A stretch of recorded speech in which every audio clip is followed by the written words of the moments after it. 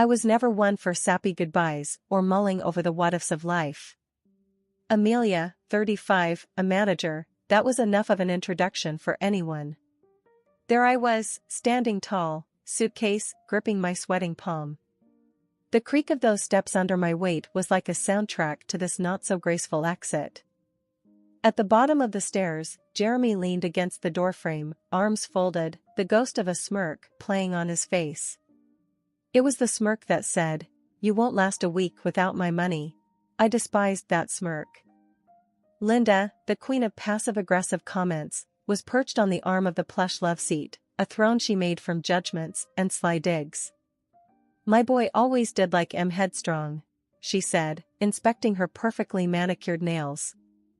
Zoe, the new trophy, was a human-sized Barbie perched awkwardly on the edge of the couch. Her legs were crossed so tight I wondered if she could feel her toes. "I've packed my things," I managed, my voice steady but my insides churning. It felt strange, declaring something so mundane at a moment that felt like the end of an era. Jeremy chuckled, a low, infuriating sound. "What, no tears, Amelia?" he prodded, finding humor in what he thought was my misery. It was typical Jeremy, kicking when he thought you were down. "Not for you," I shot back, clenching my jaw to keep my composure. Linda's laugh slithered out next, sharp as a knife. "Why don't you join us for dinner, one last time?" There was a challenge in her eyes, daring me to break, to show the crack in the armor I spent years fortifying. The idea was ludicrous. Who in their right mind would have a farewell dinner with their ex and a shiny new thing? But I couldn't resist the opportunity to show them that I wasn't leaving as the defeated wife. "Sure," I said, surprising even myself. "Could be fun." Zoe's eyes shot up in surprise, not expecting the guest of dishonor to accept a seat at this twisted table. Jeremy's smirk fell a notch. "Great," he said, "I'll get the wine." It was his white flag, his last attempt at playing the courteous host. Linda simply sniffed, turning her attention to Zoe. "Dear, why don't you help Jeremy with the wine? The good stuff, upstairs. You remember where it is," she said, sending Zoe off like a child on an errand. As Zoe scampered off, I noticed her heels were too high, her steps uncertain. Poor girl was walking on stilts, trying to measure up in a world where the bar was set impossibly high. "It's gonna be a long night," I mumbled under my breath, realizing that this dinner was more a game of chess than a meal. Every word would have to be calculated if I was to walk out with my head still held high. The dining room, an awkward tension hanging in the air, contrasting with the clinking sound of cutlery. Linda, sitting at the head of the table, smirks as she turns towards me. "Enjoy the meal, darling. It's not every day you sit down to something that hasn't been microwaved." I fix a smile, keeping my tone even. "Thanks, Linda. It's been hard to find time between work hours. Not like I've got the luxury to stay home."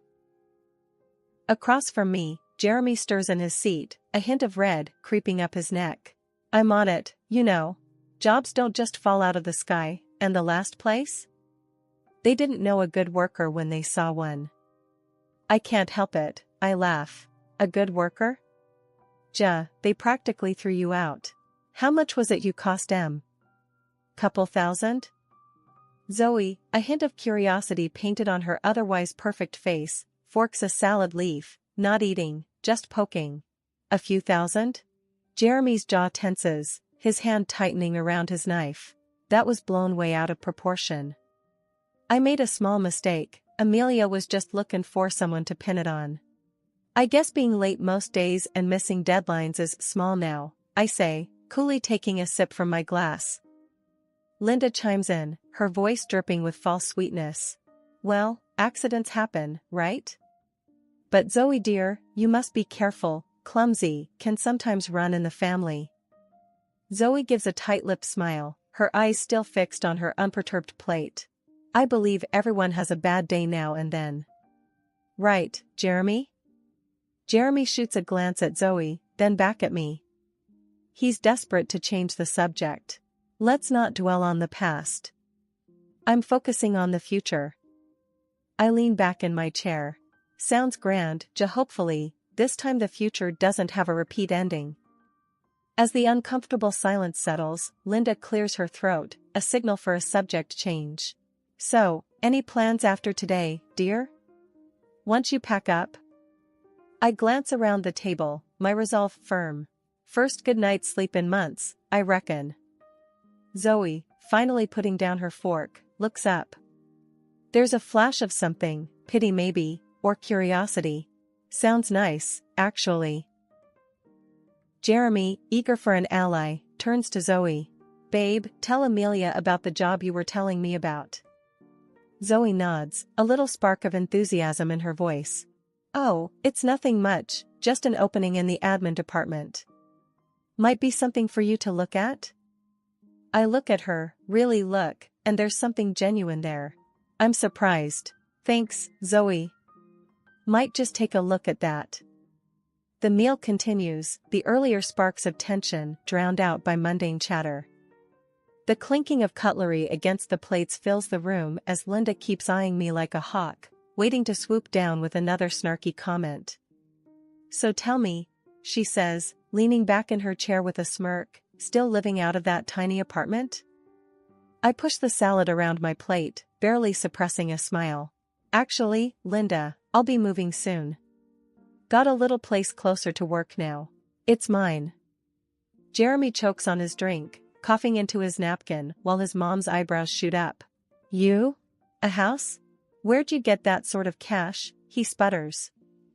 Well, if you'd asked me anything about my life in the past year, I say, cutting into my steak, you'd know about the money Grandma left me. All $700K of it.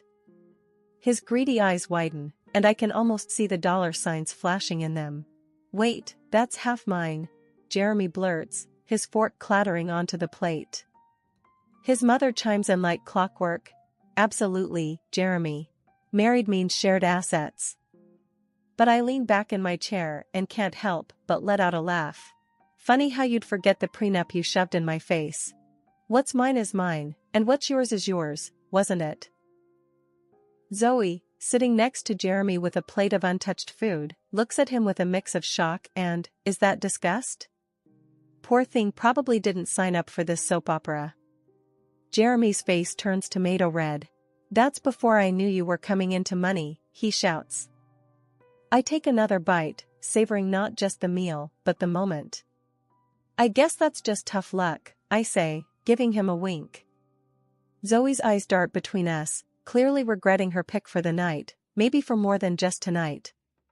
And Jeremy, well, he's in full tantrum mode now, his napkin thrown down with a dramatic flourish. You know what, this is crap. You can't just. I cut him off, oh, but I can, and it seems like I just did. Dinner goes on, and with every petty jab they throw, I parry with the ease of someone with nothing to lose. Because, in this tacky dining room, with its gaudy chandelier and suffocating small talk, I've never felt freer. After all, there's no place like my own new home, however small and on the other side of town it may be. The sharp scent of roasted chicken mingled with the tang of tension in the air. The dining room felt smaller with every word Linda spat out. And tomorrow? Linda's cheeks flushed the same shade as the wine in her glass. I'm calling Mark.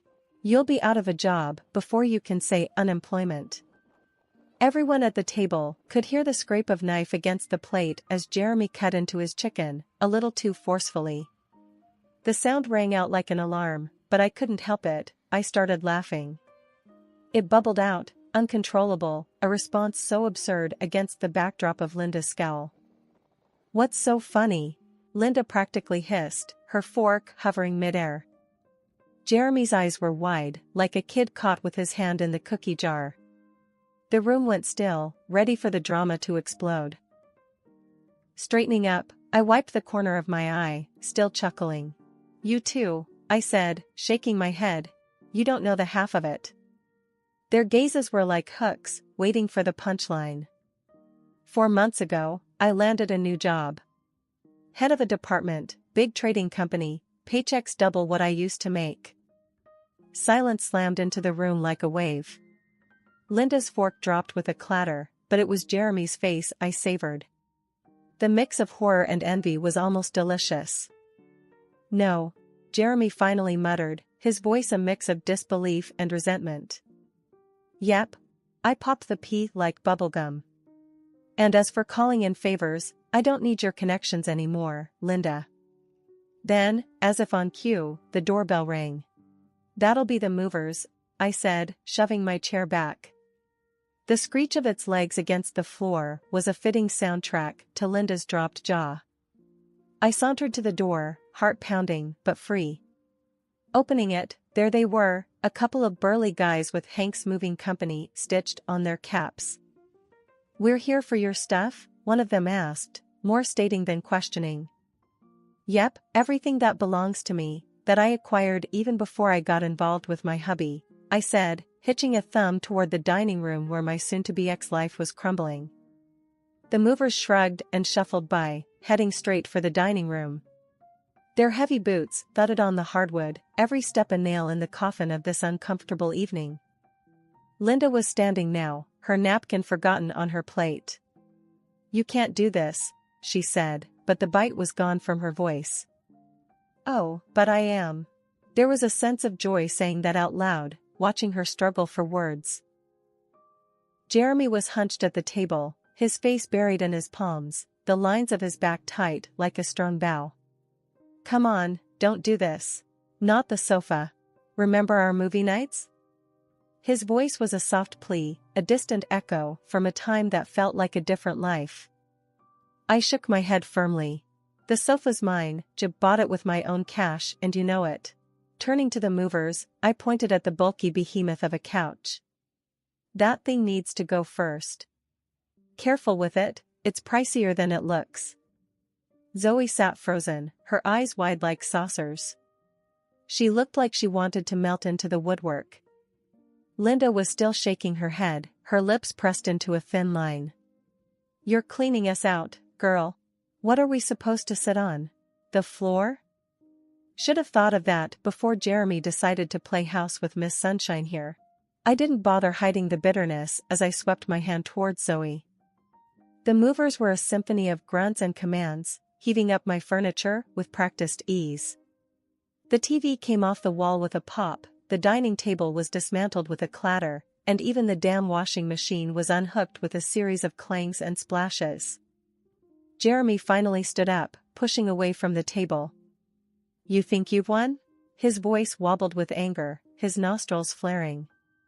"Checkmate," I quipped, heading back towards the kitchen. Plates of uneaten food gazed up at me as I grabbed a bottle of soda, popping the cap and taking a swig. It wasn't champagne, but the fizz tasted like victory. The movers began hauling boxes, the heavy sound of cardboard thumping against the front door as they passed in and out. I walked back into the dining room, grabbing a few last personal items, a picture frame, a ceramic cat Jeremy always hated, and my favorite mug. All right, but the car too?" Jeremy stood up, his face flushed a deep red. "You can't be serious. How am I supposed to get to work?" I fished the car keys from my pocket, twirling them around my finger. "You should have read the fine print, baby. That car's in my name." I tossed the keys to one of the movers. "Park it outside my new place, will ya?" By the time we were done, the house was as bare as a skeleton, stripped clean. Linda sat on the hardwood floor, her back against the wall, while Jeremy stared through the gaping space where the TV once was. And before I turned to leave, with one last look at the shell of our shared past, I said, "You should thank me, really. It's not every day you get a fresh start, free from all the old junk." Linda was fuming, her hands clenched into fists that kept opening and closing. "You're nothing without this family," she spat out, every word a poison dart. Funny thing was, I felt lighter than I had in years. I looked at her, at Jeremy, at the life I was leaving behind. Jeremy watched me, eyes reddening, his chest heaving like he was running out of air. Greed, anger, regret, they were written all over him, and I knew, even as I turned my back on that chapter, I would never forget that look. Escaping the clamor of Jeremy's house, I breathed deep. The cool air was a slap to my skin, a wake-up call. I was free, but Jeremy wasn't going to let go without a fight. You think you've won, huh? Jeremy's voice came from behind the door. You'll regret this. Mark my words. You'll end up just an old hag with a bunch of cats. I could hear the anger boiling in his veins, but I didn't care. Done was done, and I was out of there. I was nearly at my car when the front door burst open again. There was Jeremy, red-faced and pompous. You know, I've got Zoe now. She's half your age and twice as hot. His barb was meant to wound, but it missed its mark. Because right then, Zoe herself appeared, flinging Jeremy's arm off her like it was a filthy rag. Keep dreaming, she snapped. She didn't even glance my way as she stomped down the steps, a fury in her heels. She was done playing the pretty little girlfriend prop. Jeremy stumbled after her like a man who'd just been kicked in the gut. Zoe, babe, don't be like that. Come on. But Zoe spun around, and the look she shot him would have curdled milk. Like what, Jeremy? Like someone who just saw the light. You're a jerk, and your mama? She's a dictator in a floral apron. I ain't marrying into this circus. The color drained from Jeremy's face, quicker than a leak in a balloon. He spluttered, no comebacks, no charm. This is it, Jeremy. We are done. Zoe's words were like nails in a coffin, precise and final. Jeremy's mother, Linda, had appeared in the doorway too, her face twisted like she'd swallowed something nasty. Zoe, you can't leave my boy.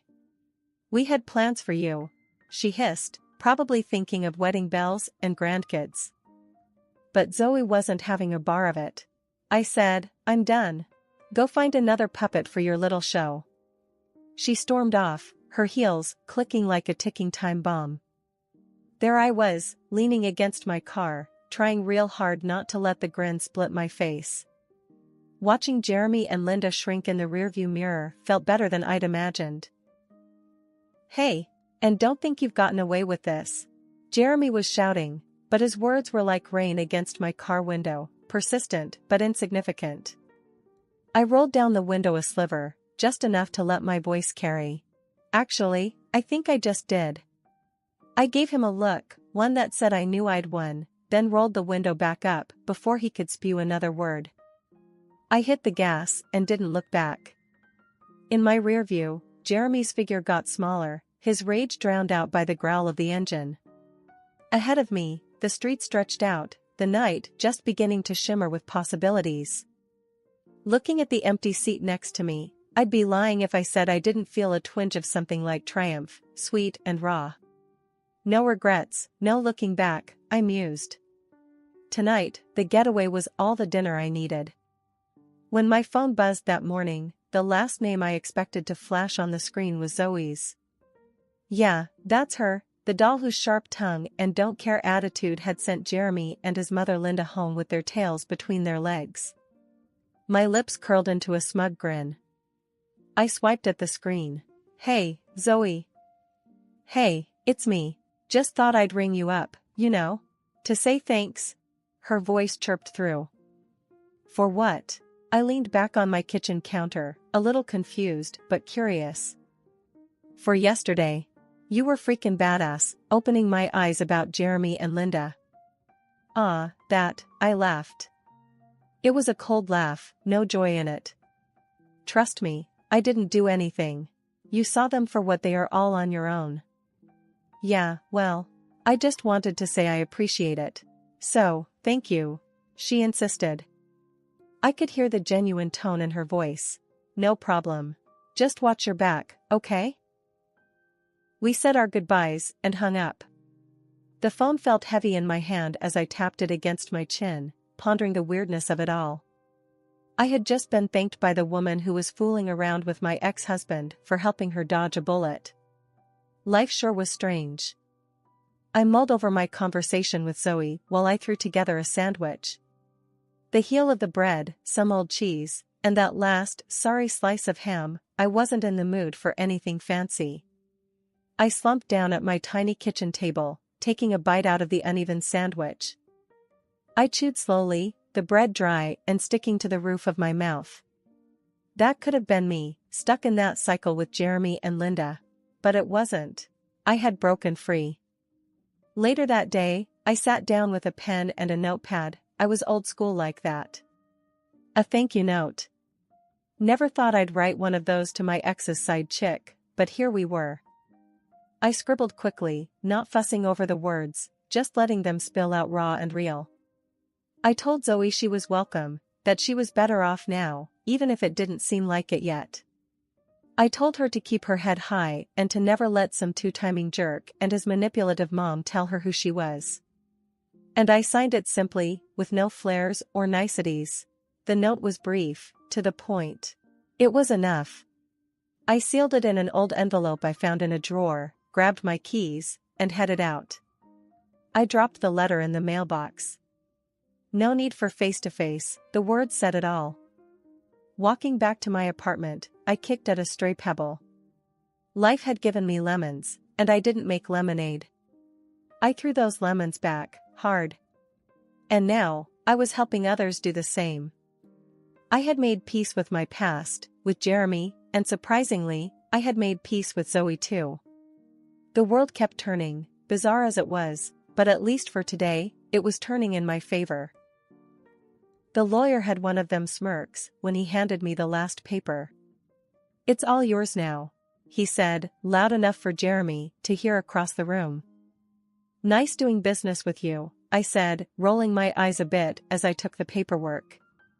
The ink felt fresh and symbolic, the full stop at the end of a long, dragged-out story. Jeremy didn't say nothing. He just stood there, looking like someone had taken the ground out from under him. Probably realizing his mom's plan had backfired. Linda, she had a face like thunder, her lips thin like she'd been sucking on lemons. "Can you believe this? After everything I did." Linda's voice trailed off into a sort of hiss. I didn't answer, just clutched my papers a bit tighter. As I walked out of the court building and into my little car, that old thing that survived the marriage far better than I did, I caught Linda's eye. She was staring at me from her big, shiny car, probably feeling her age and her mistakes. "You got what you wanted, huh?"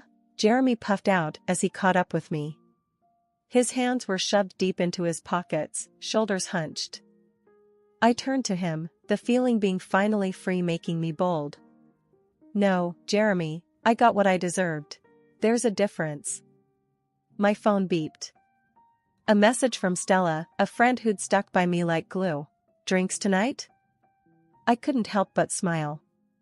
Stella got it. "Hell, yes," I texted back. As I slipped into the driver's seat, there was a quiet. Not the uneasy quiet like at Jeremy's place, but the kind that lets you hear yourself think. As the engine came to life with a familiar rattle, I felt something twist in my stomach. Excitement? Nerves? My new home felt different now. I stepped inside, the echo of my footsteps the only welcome, but it was enough. My eyes roamed over the place. It was a mess of boxes and furniture that had seen better days. But it was mine. I spent the next few hours moving stuff around, unpacking, and tossing what I didn't need. I made room, my room, a space that felt more like me by the minute. Next day, I drove to work. Work was the kind of busy that kept thoughts at bay and made the day fly by. At lunch, the girls were all ears. "You okay?" Jess, the office gossip, asked, her eyes all concern and curiosity. "Better than okay," I answered with no shadow of a lie. The drive home was meditative, the road stretched like my future, uncertain, yeah, but mine all the same. That night, Stella and I hit the bar. It was loud and full, just like life should be. We tossed back drinks and threw our heads back with laughter that drew looks. "To new beginnings," Stella said, holding up her glass. "To tomorrow," I replied. And we drank to that. Tomorrow and the day after and all the days to follow. Because that's the thing about tomorrow, it's always on its way, and now, so was I, ready for whatever the hell it decided to bring.